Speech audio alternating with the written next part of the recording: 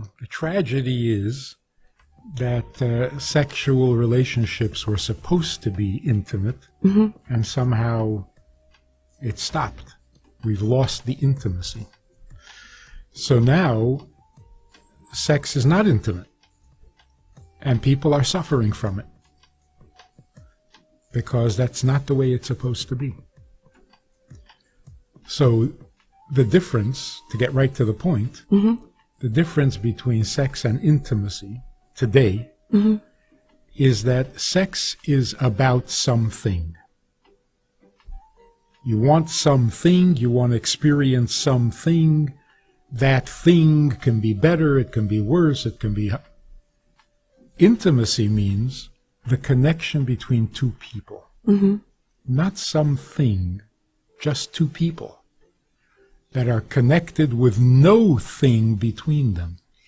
Well, people say that sex is about love, and everybody keeps chasing love. Yes. Yeah. So here's the shocking thing. Most people will say that marriage, what is marriage? Marriage is love and sex. That's the marriage. What's shocking is that those are the two things that destroy marriage. You say very interesting things. You say, don't marry the woman you love. It's too late.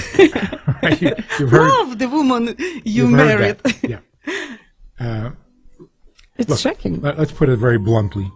If a man were to say to a woman, I want to marry you for your money, would that be terrible? I want to marry you for your money. You have money. I like money. It's a perfect match. You have what I like. Why is that so insulting? Why is that so unacceptable? Because it's not for the person. It's for something else. Right. So, the inherent insult, which is really nasty. I want to marry you for your money literally means, can I just have the money? No? I have to marry you? Okay, I'll marry you. It's such an insult. I'm marrying you for the money, which means I don't want you. I just want the money. But I can't get it without marrying you, so, okay. The same exactly is true with sex and love. I just want your love. Do I have to put up with the rest of you? With your opinions, with your moods, with your personality shtick? I don't want that. Just give me the love. Oh, I can't have the love without? Okay, I'll put up with you. But that's why, if the money disappears, you have no place in my life. I never really invited you. And the same is true with love. If you stop loving me or I stop loving you, what are you doing in my life? Who invited you anyway? I just wanted the love. But then there's this whole big thing about keeping the love going. Right. Which is just frustrating on top of frustrating, because it's not about love is just a thing. Like in Fiddler on the Roof, Tevye asks Golda, do you love me? And she sings a song about 25 years, I've washed your clothes, I made your meals, whatever. What is she saying? And at the end of the song, she says, if that's not love, what is?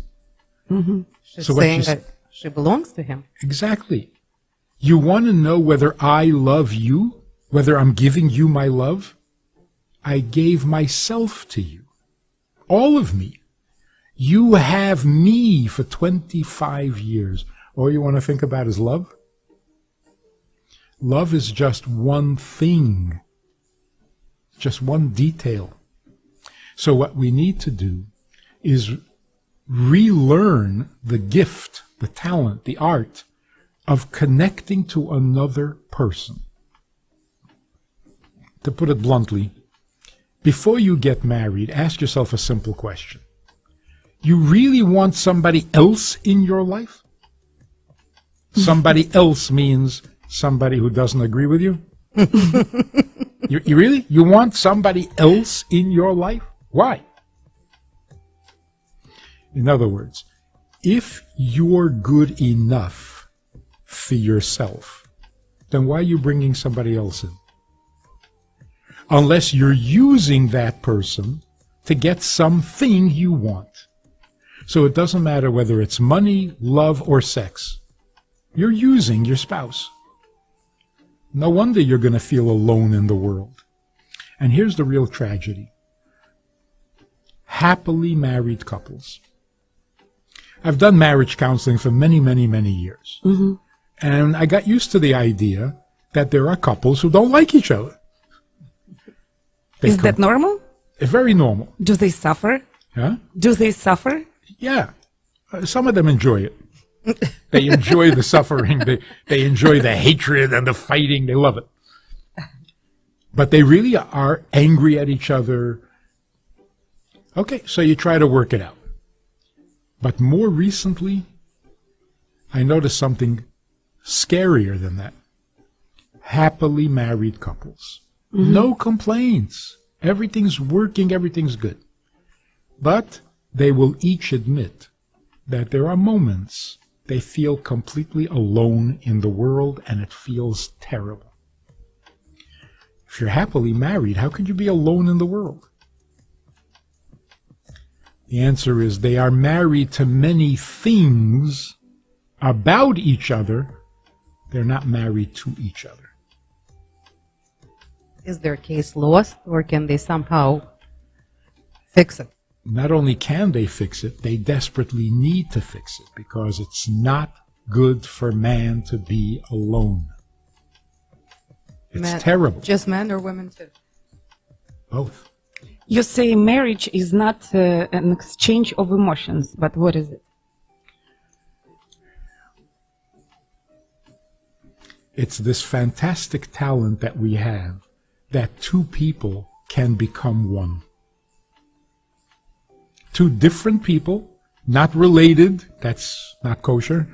They have to be strangers, and yet they become more connected to each other than you are to your father, to your mother, to your brother, to your sister. The bond between a husband and wife is a deeper connection than any family relationship. Partly because it's voluntary, but also because it's unique. You can't be one with your mother, because your mother has a husband.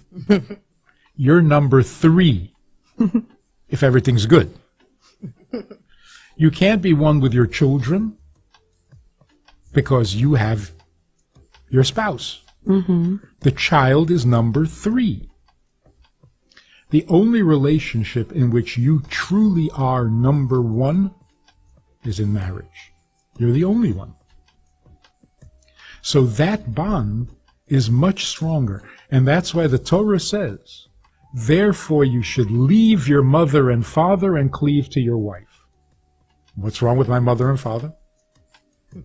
I like them a lot. You're not one with your mother or your father. The only way you can be one is if you leave them, because from them you get things, and you cleave to your wife just to have her. So this needs to be explained, or at least translated. What does it mean to connect to her? A husband connects to her, not to something about her. So if a husband says, I love everything about my wife, He lies. it sounds nice. It's worthless. It's worthless. So I ask him, you love everything about your wife. Do you love her? He says, I love everything about her. I said, no. Do you love her? He says, what about her? I said, no, not about her, her. He said, I don't know what you mean. What does that mean? If you take all things away, what's left? And that's a very insulting and distancing thought. If I lose all things, you don't need me anymore? See, always women are asking, are you really there for me? Are you accepting me for who I am? Mm-hmm. It's a very nice question, but nobody knows what that means. I'll accept you for who you am. But who am you? Nobody knows. But does everybody knows what it means to become one? Everybody feels when it's not happening. Okay. But we don't understand it, so we don't know what to ask for. So the wife says, are you really there for me? And the husband says, whatever you want. She says, never mind. He says, so what did you start? What happened over here? Whatever you want, just ask. No, never mind. Why? I'm not asking for anything. I want to know if you're there for me. And the husband said, I'll do anything for you. And the wife said, no, we're not communicating. Forget it. So the husbands think wives just want to make you crazy. And wives just walk around saying, men don't get it. And the men say, get what? Whatever you want, just say it. Listen to this amazing thing. When your husband is out of town, you miss him. Mm-hmm. You miss him. What about him are you missing? Not just him. He's not home. What happens the minute he walks into the house? Suddenly it's not about him. Take out the garbage. Right. Right. Oh, now you can. Did you pay the bill? Did you do this? Can you just miss him one more minute? Even though he's home, you know?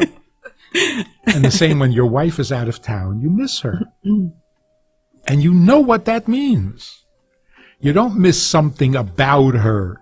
You just miss her. So you do know what it means. Why does it stop the second she walks in the door? Why? Because we're so hung up on things. We get so distracted. For example, to be blunt about it, a couple were intimate. Afterwards, the husband asks, how was it? If he's Jewish, he says, "Nu, how was it?" So, first of all, how was it? There was an it. There was just us. Who's an it? How did you bring an it into the bedroom? A bedroom doesn't allow any things. It's just a place for us. So what are you asking? Secondly, why do you need to ask? Where were you? So you see, sex doesn't bring you together. Each one experiences their own experience, and they have to ask each other as if they weren't there. Sex does not bond you, it separates you. It's a thing that comes between you. So if you asked your grandmother, what happens in the bedroom? Your grandmother says, nothing, nothing. You say, come on, I'm old enough, you can tell me. Nothing. That's the right answer. That's the only correct answer. A bedroom is a place where no things, just us. Us with nothing separating us. So we merge. How can that be good or not good or better or worse? There's no such thing. We were together, we have each other. Perfect. But when you make it a thing, well, a thing, it's a performance. If you're a performance, sometimes it's good, sometimes it's not good. And you can make people crazy. So let me give you a quick example. Some guy is staring at me he comes over to me finally and he says, I'm just curious. When you sleep, do you sleep with your beard under the blanket or with your beard on top of the blanket? He was just trying to be funny, right? I want to be him. If that's all that bothers him. But I'm telling you, I couldn't sleep for a week. Because once you become self-conscious about something, it doesn't work this way, it doesn't work this way. I couldn't figure out how are you supposed to sleep? You ask a married woman, the sex is good? You destroyed her. I thought it was. What am I comparing it to? Good for what? All of a sudden, nothing works. Then you read the magazine in the supermarket. 14 secrets to a better sex life. 14 secrets that I don't know? I must have the worst sex life in the world. And all of a sudden, everything is bad. Not good enough. How come? Blah, blah. You just ruined everything because you turned it into a thing. So here's the difference between our grandparents' marriages and our marriages. You always say, they were really married. They would never get divorced. It was unheard of. And people say, oh, come on. They were miserable. They just didn't know how to get divorced.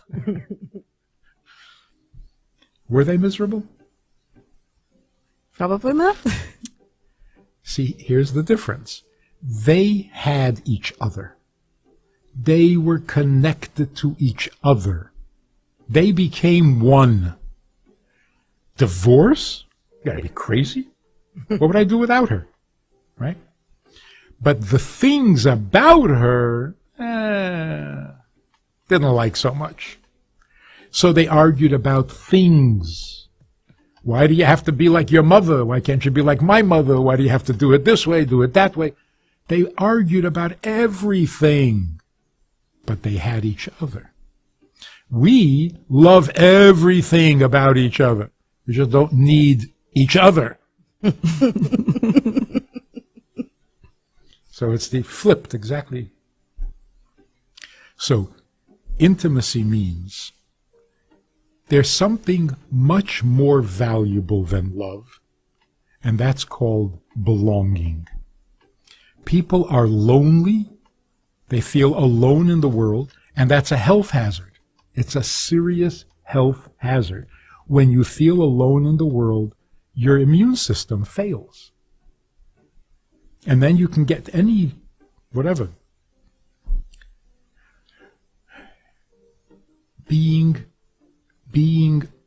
connected, belonging to each other, so much more powerful than love. Love is so flimsy. And it separates people. Even the little sentence, I love you. See how nasty that is? Is it? Because I am the first word. You are the last word. So it's really all about me. I love you. Sometimes you're not even interested. I don't care. I love you. In other words, my love is about me, not about you. Rabbi Friedman, I'm going to play the devil's advocate. Good. Sorry to use that word in front of you, but so everybody else knows what I mean. And people who are listening to us right now, probably a good better half, are probably thinking to themselves, this old-fashioned rabbi is sitting there giving us some old-fashioned wisdom. See, he's telling us how good it was with our grandparents, but we are so progressive these days. We have it all. We have the love. We have the sex. We know how to, we live it up. And, that was life. That wasn't life. Now we are living it up. What we're doing, this is where it's at. What would you say to that? Those people are the ones who know better than anybody that this is not a life. The love and the sex and the freedom and you would think that would make people happy. Even at least sexually satisfied. Sex is dying in America. Sounds scary. It is. It is. People are really not interested in sex anymore. It's too embarrassing to admit it, so they play the game. But really, it's not doing what it's supposed to do. So people are frustrated and disappointed, and the bigger the playboy, the more he realizes nothing's happening. So he's not a product of everybody's envy? No. What do you say to people who come to you and say, excuse me, but I don't want to get married. I'm happy with myself. Is my life pointless? Do I have a right to leave? I don't want to be married. I want to follow my own dreams in my career, etc., etc. What would you say to those people? Okay, so they make a lot of sense. We've been getting married simply on tradition. You're 18, well, you should be married. Why? Nobody ever asked that question and nobody ever answered that question. What do you mean, why? Because your mother's getting nervous. Because you have to make your parents into grandparents. What? Mm-hmm. We really do need to understand why we get married. Why? So the real question is a human being who is fully capable, fully functional, very intelligent, very resourceful, is that the optimal, best possible life? In other words, when the Torah says it's not good for man to be alone, really? I think it's the best thing. If you can be totally independent, isn't that perfect? Who says it's not good for man to be alone? Well, he doesn't know how to do his own laundry. That's the problem. If he could function on his own and not need anyone, would that not be perfect? Secular, for personal purposes, yes. Yes. In fact, I don't understand how evolution made it necessary to have a mother and father to produce a baby. That's too dependent. The survival of the fittest should be people who can reproduce themselves by themselves. Then you're guaranteed. Well, we're kind of getting into that category these days, you know. I mean, with modern technologies, medical science and everything, you know, you can be alone, have a family. Yes. And if things And keep a baby. going the way they're going, in a few years from now, a woman who has a baby will be considered primitive, horrible. You don't do that. You go to a laboratory, you know. It happens without all the pain and the old-fashioned. So if you're thinking secular, if we could be completely independent, it would be perfect. So what does it mean it's not good for man to be alone? It is good, if he can do it. So what the Torah is actually saying is that no matter how perfect you are, really perfect, not totally capable of living by yourself, and that's when you can actually connect to another human being. That's not the end. That's when it starts. When you're finished with yourself, now you are capable of connecting to another human being without anything, because you don't need anything. So you get married when you're perfect, not to become perfect, not because you're imperfect. That's usually what we think. You know, you can't do it all by yourself. You need a helpmate. No. And where do we learn this from? God created the world. He is certainly perfect. There's no thing that he needs from his creation. And yet he creates the world. Why? Because if you're godly, being yourself is not enough. Even though you are perfect. But just me? What's the point? So let me put it this way. A man says to a woman, please marry me. I can't live without you. Should she marry him or run away? Run away. Run away, right? Because either he's lying, like this girl said, my boyfriend said that if I ever left him, he would kill himself. Men never do what they promise. I left him. Can't trust men. So if he's just saying that he can't live without you, he's not honest. If he really means that he can't live without you, he's not healthy. Go for therapy. On the other hand, if a man says to a woman, please marry me, I can live without you. Honest man. Nobody's going to marry him. But people do make mistakes, and sometimes they marry maybe wrong people. What would they do? Divorce is not an option? Yes, of course divorce is available, not as an option, as absolute necessity. Because when you need it, you need it. There's no option. So what should a man say? Why is he marrying her? How does he propose? I can live without you. I can't live without you. What are we doing here? Here's the secret. A man should say, please marry me. I can exist without you because I'm capable. I can exist fine without you. But what's the point? My existence can be perfect. But without you, what's the point? What's the point of being perfect?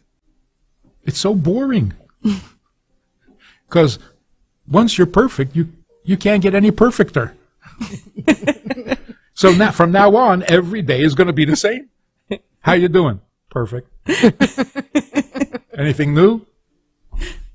No, perfect. What do you want to do tomorrow? Nothing. So God says, you know why I created the world? Because I have to have someone besides me, because I'm perfect. So God comes to us and says, I'm creating you because I'm all alone and perfect. And that's not good enough. So why do we get married? Not for some human need. You don't get married out of need, because then you're using your spouse. You want something from. You don't get married for things. You don't get married to become perfect. You don't get married for personal benefit at all. The first thing that happens when you get married is you give up. You give up your independence. You give up your private space. You give up your freedom to come and go whenever that's the first thing. So under the chuppah, in the marriage ceremony, somebody should say, do you take this woman to be the one who will interfere with your existence? Because that's the first thing that's going to happen. If you're not ready for that, don't get married. So why do we get married? Because when we are perfect, that's when we discover, what's the point? So what? So what? Only when we have another person in our lives and we can merge with that person, then our existence becomes a life. Otherwise, we're just existing. Perfect. But so what? So the desire to become perfect, to fix every flaw that I have, to work on myself, to go for therapy, discover every little twitch in my personality, in my emotions, and fix it, and become the perfect human being, you're going to be so alone. You're going to become suicidal. So it's a dead end. The message is, don't fix yourself. Nobody cares. You're not perfect. We all know that. Nobody cares. What can you do for someone else? That's called get a life. Complete yourself, work on yourself, improve yourself. Come on. And in the end, what are you going to have? Just yourself? You're going to be depressed. So don't put so much work into it. It's not worth the effort. Just recognize you're not perfect, you're damaged, you got all sorts of shtick, and you can be amazing for somebody else. There are so many choices. How can you see who is the one? Good question. In order to have a healthy marriage, you need a male and a female. You need a giving and a receiving. Then you can become one. If you have two givers, all you're going to have is a fight. If you have two receivers, nothing's going to happen. Whatever you want. No, whatever you want. No, whatever you want. Nothing's happening. You need giving and receiving. So just, the expressions that we use that mean marriage is a give and take. No taking. Taking is abuse. There's no taking. There's giving and there's receiving. A man and a woman are sitting together, thinking if they should marry. What's going to determine it? He's very smart, she's very smart, they're both capable, yeah, so? So why should you marry each other? The thing that makes the difference is chemistry.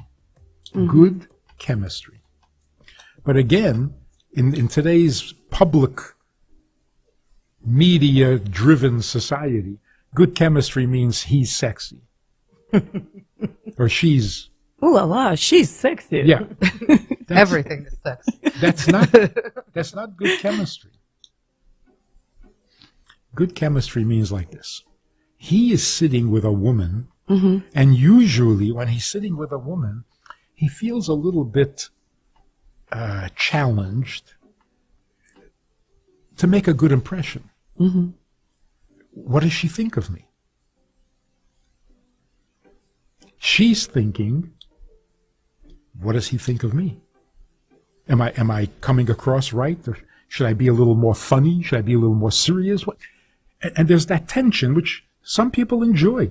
Mm-hmm. That's the enjoyment of dating. You sit there and you play the game, and you win her over, and you trick her into thinking you're a mensch.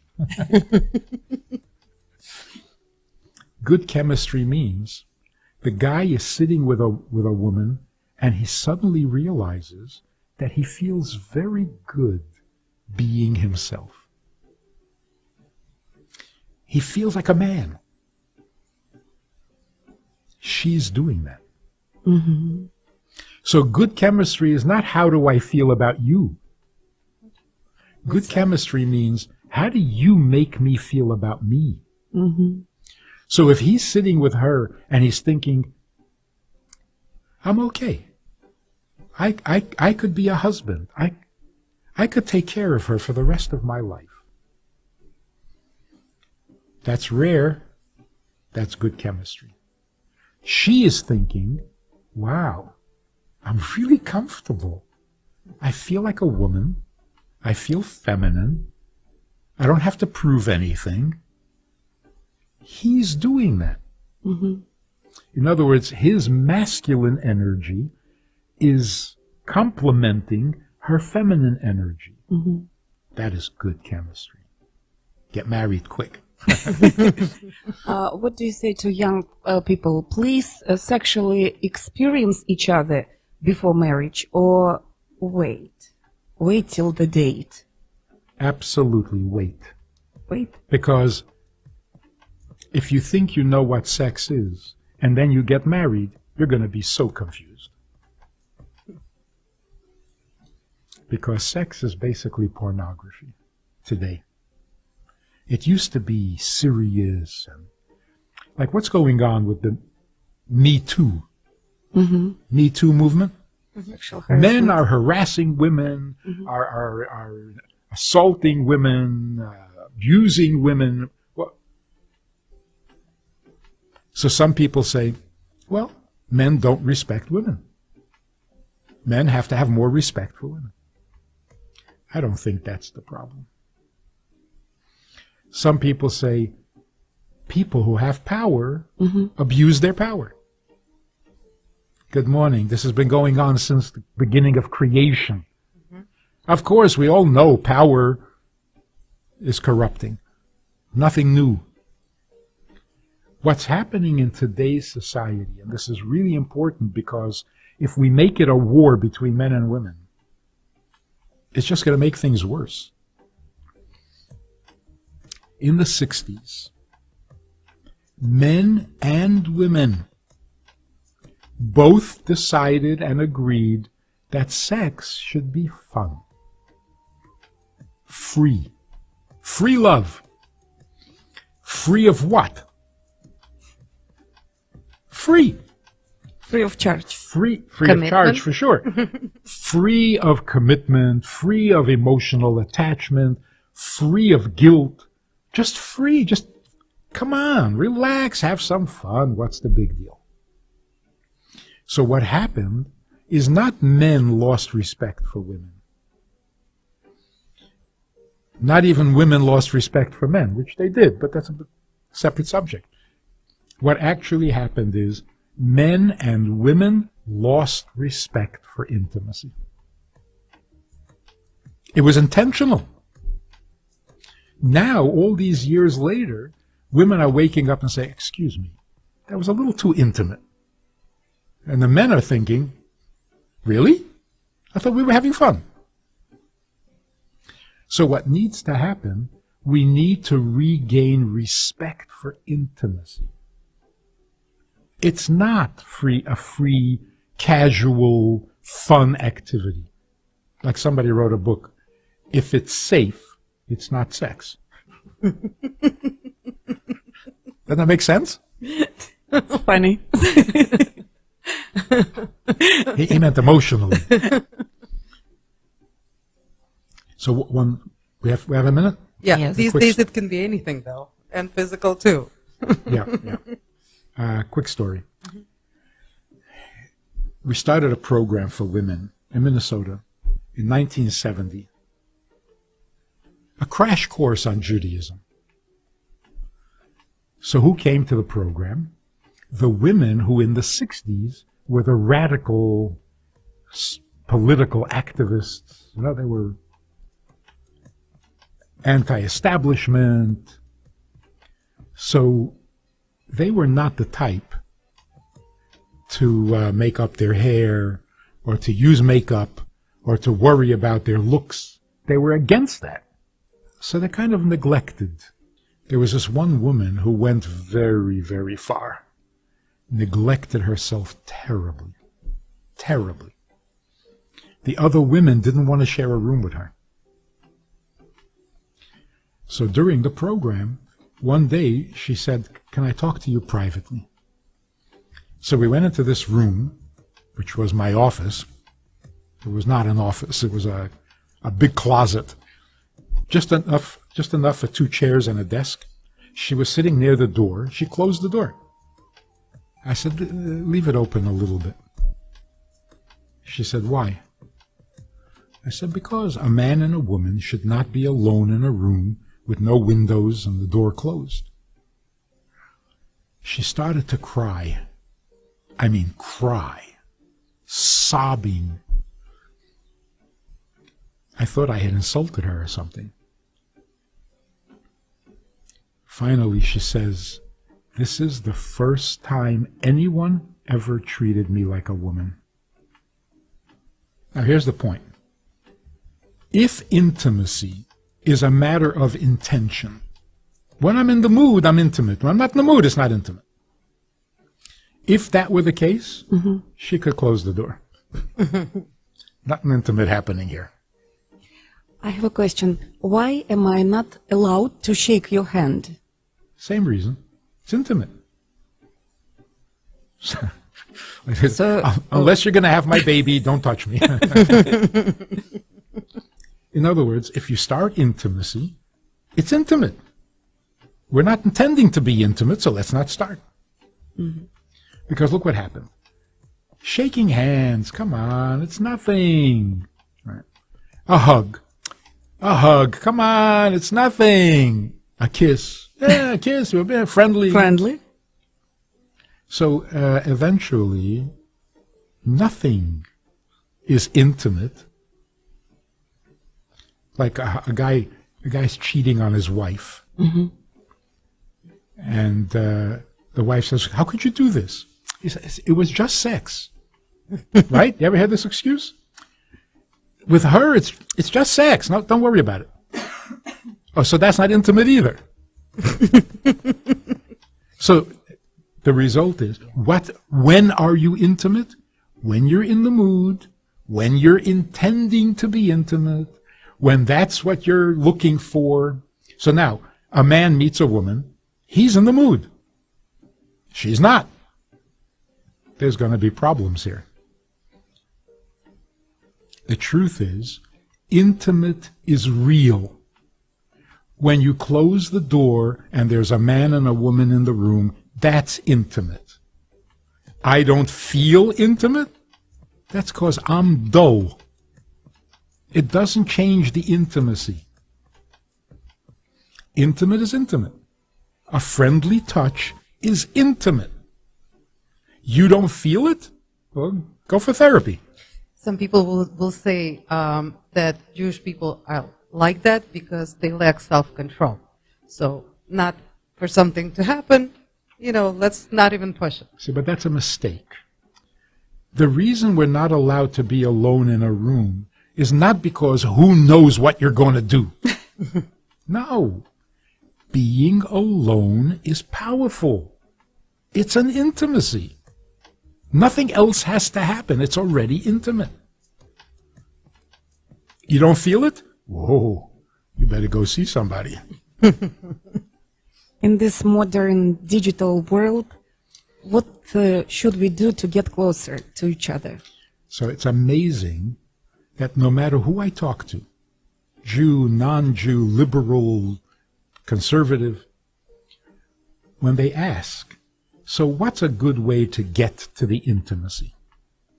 You'll be surprised how powerful this little suggestion. I say, don't ever be intimate with the lights on. And the most liberal, they say, wow, wow, no lights. Wow. Intimacy may not be in light. There may not be any sounds, music or whatever, and you're not allowed to talk during intimacy. So imagine, you don't see anything, you don't hear anything, and you don't say anything. Then what are you doing? Meditating? Where are you? You're completely there. As soon as you turn on the light, you're going to see something. Right. The intimacy is gone. If there's music playing, you're hearing something. Distracted you from the intimacy. So you have to make extra effort to be in the zone, sort of. But it's a process of elimination. You don't have to do anything heroic. Just stop messing up. For example, the experts say that if you want to fantasize, a married couple, they want to fantasize about somebody else while they're being intimate, it's a great idea. That is so degrading. It is so insulting. I can't believe intelligent people can really think like this. Yeah, that can really make you feel alone if he's thinking about somebody else. Yes. And then what does that do to your children who are born from that kind of fantasy? Look like the other guy? I don't know. It's scary. If the television is on in the bedroom, and it usually is, which is why you shouldn't have a television in the bedroom, and a baby is born, he has a hard time concentrating.